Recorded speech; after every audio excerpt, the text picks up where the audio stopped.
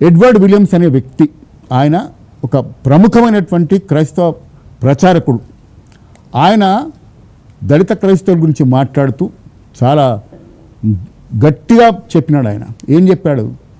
దళిత క్రైస్తవులు ఎవరైతే ఉన్నారో వాళ్ళు రిజర్వేషన్ల దొంగలు అన్నాడు. నేను అనలేదు, ఎడ్వర్డ్ విలియమ్స్ గారు అన్నారు. మీరు యేసు ప్రభువుని మోసం చేస్తున్నారు, మీరు హైందవాన్ని మోసం చేస్తున్నారు, అట్లాగే మీరు రాజ్యాంగాన్ని మోసం చేస్తున్నారు, మీరు నిజమైన క్రైస్తవులు కాదన్నాడు ఆయన. ఆయన ప్రకారం చెప్తున్నా. ఇప్పుడు ఒక మాట మాట్లాడదామండి. దళిత క్రైస్తవులకు రిజర్వేషన్స్ ఎందుకు ఇవ్వకూడదు, దళిత హిందువులకి రిజర్వేషన్స్ ఎందుకు ఇవ్వాలి, దళిత హిందువులకు ఎందుకు రిజర్వేషన్స్ ఎందుకు ఇవ్వాలి? రాజ్యాంగం ప్రకారం బీసీసీ రిజర్వేషన్ తర్వాత వచ్చింది. మారేడు మోహన్ గారు చెప్తారు, 19 ప్రెసిడెన్షియల్ ఆర్డర్. బీసీసీ వచ్చింది 70లో, 70లో వచ్చింది. సో బీసీసీ 1% రిజర్వేషన్ ఎవరికి ఉంటుంది? దళిత క్రైస్తవులు, కన్వర్టెడ్ అయిన క్రిస్టియన్స్కి మాత్రం బీసీసీ రిజర్వేషన్ ఉంది. దళిత హిందువులకి బీసీసీ రిజర్వేషన్ తీసే అవకాశం ఉందా? లేదు, మాకు లేదు అవకాశం.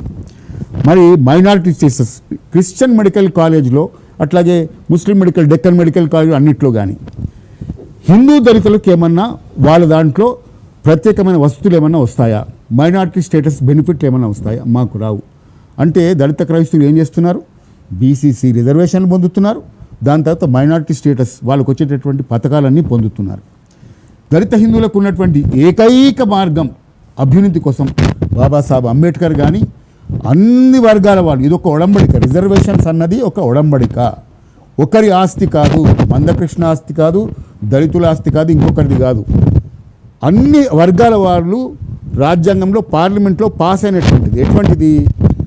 అవకాశాలు. ఇందాక ముందు మాట్లాడుతూ ఏదో చెప్పారు, అవకాశాలు లేవు కాబట్టి ఇచ్చారు. చదువుకునే అవకాశం ఉండేది కాదు దళితులకి, అందుకోసం ఇచ్చారు. ఉద్యోగం చేసుకునే అవకాశం ఉండేది కాదు, అందుకోసం ఇచ్చారు. అయితే ఇప్పుడు ఈ పాయింట్కి వద్దాం. దళిత హిందువులకి బీసీసీలో అవకాశాలు లేవు, మన మైనారిటీ స్టేటస్లో అవకాశాలు లేవు. ఉన్న ఏకైక స్వాతంత్రం వచ్చినటువంటి 70 సంవత్సరాల పైసలకు ఇప్పటి వరకు కూడా రిజర్వేషన్ల ఇంప్లిమెంటేషన్లో నిజమైన దళితులకు రావాల్సినటువంటి రిజర్వేషన్లు అన్నీ కూడా పొందుతున్నటువంటి వారు ఎవరు? దళిత క్రైస్తవులు. ఇందాక మా చింతస్వామి గారు చెప్తూ ఆగిపోయినారు, దాన్ని కొనసాగింపుగా నేను చెప్తున్నా. తెలంగాణ ప్రాంతం హైదరాబాద్ స్టేట్లో ఉర్దూ మీడియం, నవాబు రాజ్యం అన్న ఉర్దూ మీడియం, ఇంగ్లీష్గా.